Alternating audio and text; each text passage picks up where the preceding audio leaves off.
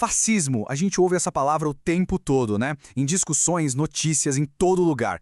Mas o que ela significa de verdade? Vamos mergulhar juntos nessa para entender de uma vez por todas essa ideologia que é super complexa e muitas vezes bem mal compreendida. Então vamos lá. A pergunta de $1 milhão. O que é exatamente o fascismo? Para começar, a gente precisa de uma definição. Uma que seja clara, que vá direto ao ponto, sem enrolação. Olha, o historiador Emílio Gentili nos dá uma luz aqui. Ele define o fascismo como um fenômeno político e olha que interessante, moderno e revolucionário. E aqui vem as palavras-chave. Ele é antiliberal e antimarxista.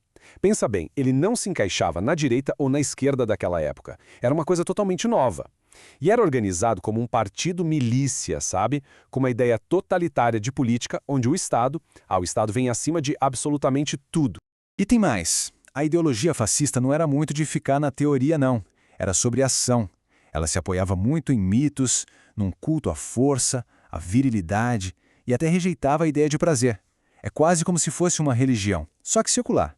Uma religião onde o Deus é a nação. A nação se torna sagrada e ela tem prioridade total sobre qualquer indivíduo. A lógica é simples. Você vive e, se precisar, morre pela nação. Beleza, mas de onde surgiu isso tudo? Para a gente entender de verdade o fascismo, a gente tem que voltar um pouco no tempo, porque ele não apareceu do nada. Foi uma resposta, uma consequência direta do caos que era o mundo ali no comecinho do século XX. E o grande gatilho para tudo isso? A Primeira Guerra Mundial. Ela mudou completamente as regras do jogo. A gente começou a falar em guerra total. O que isso quer dizer? Que não era só o soldado no campo de batalha, era a sociedade inteira modelizada para a guerra. Essa ideia meio que apagou a fronteira entre civil e militar. E o resultado? Estados que se tornaram absurdamente poderosos, com capacidade de controlar cada pedacinho da vida das pessoas. E na Itália, a coisa toda aconteceu muito rápido. A guerra acabou em 1918. Já em 1919 surgem os primeiros movimentos fascistas. Isso tudo bem no meio do que a gente chama de Biênio Rosso, ou Biênio Vermelho, um período de, muita greve, muita agitação social. E nesse caos todo, quem viu uma brecha? Exato, Mussolini e os fascistas. Eles aproveitaram o momento e, em 1922, chegaram ao poder. Então, se a gente pudesse resumir o que deu força para o fascismo, uma palavra seria medo. O medo do comunismo foi o grande combustível. Aquele biênio rosso deixou as elites apavoradas. Donos de terras, grandes empresários, todo mundo morria de medo de uma revolução igual à que tinha acabado de acontecer na Rússia. E aí os fascistas chegam e falam o quê? A gente resolve. A gente bota a ordem na casa. E como eles fizeram isso? Usando a violência. Sem dó, para cima dos opositores de esquerda. E claro, no meio desse furacão todo tinha um cara, uma figura central, Benito Mussolini. E ele não era só o líder do movimento, não. Ele era o próprio fascismo italiano personificado. E aqui vem a parte que muita gente não sabe e que é, no mínimo, curiosa. A origem dele. Mussolini não veio da direita, muito pelo contrário. Ele era um nome importante dentro do Partido Socialista Italiano. Pois é, um revolucionário de esquerda que de repente deu um cavalo de pau e mudou completamente de lado. A ideologia dele era uma salada de frutas, uma mistura maluca de ideias. Ele pegava um pouquinho de cada lugar, mesmo que as fontes fossem totalmente opostas. Ele lia desde Karl Marx, o pai do socialismo, até Nietzsche, com aquela ideia do super-homem. Se inspirava em gente como Gustave Le Bon, que estudava como as multidões se comportam, e também em artistas futuristas como Marinetti, que achavam a violência o máximo. O que isso mostra pra gente? Uma coisa essencial do fascismo, o oportunismo. Ele usava qualquer ideia que fosse útil para chegar onde ele queria.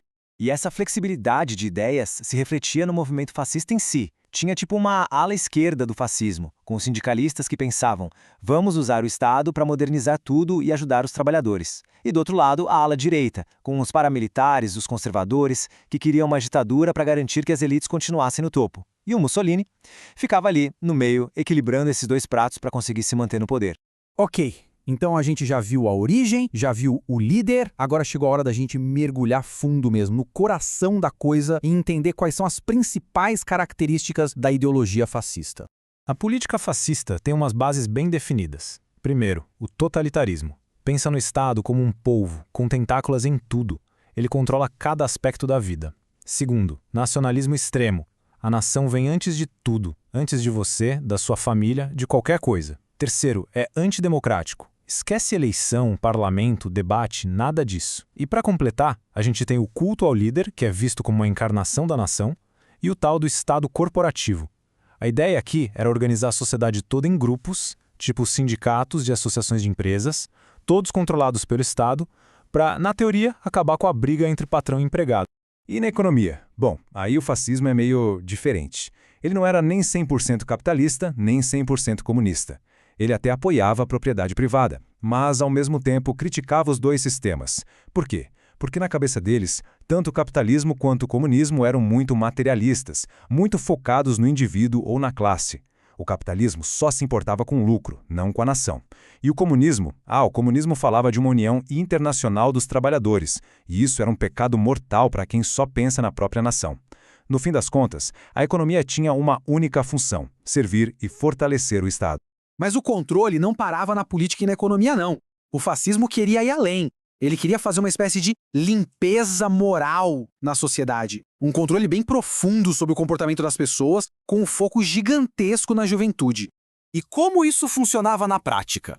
Bom, o regime condenava a pornografia, a maioria dos métodos de controle de natalidade, a homossexualidade era vista como uma doença social. O objetivo era empurrar um modelo de comportamento sexual que eles achavam normal, tudo em nome de fortalecer a nação. Só que, na prática, a aplicação dessas leis era uma bagunça, muitas vezes era bem irregular e totalmente arbitrária. E tudo isso nos leva a uma das partes mais assustadoras do fascismo. Tem uma citação do Emílio Gentili que resume isso perfeitamente. Ele diz que o fascismo tem uma vocação belicosa para a política de grandeza, poder e conquista. Traduzindo, a guerra não era o último caso, sabe? Não era algo a ser evitado. Pelo contrário, a guerra era vista como algo bom, um objetivo nobre para criar uma nova civilização. Pois é. Com a mentalidade dessas de poder, conquista e glorificação da guerra, o resultado não podia ser bom. O legado que o fascismo deixou na história é basicamente um imenso rastro de destruição.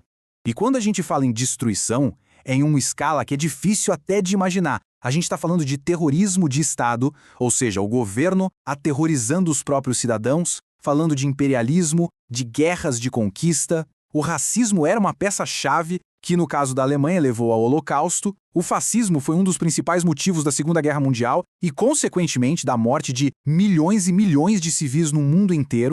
Com o fim da Segunda Guerra e a derrota do eixo, o fascismo, como um tipo de governo, chegou ao fim. Os regimes caíram, foram destruídos. Mas e as ideias? As ideias que estavam por trás de tudo isso? Bom, essas não sumiram do mapa assim tão facilmente.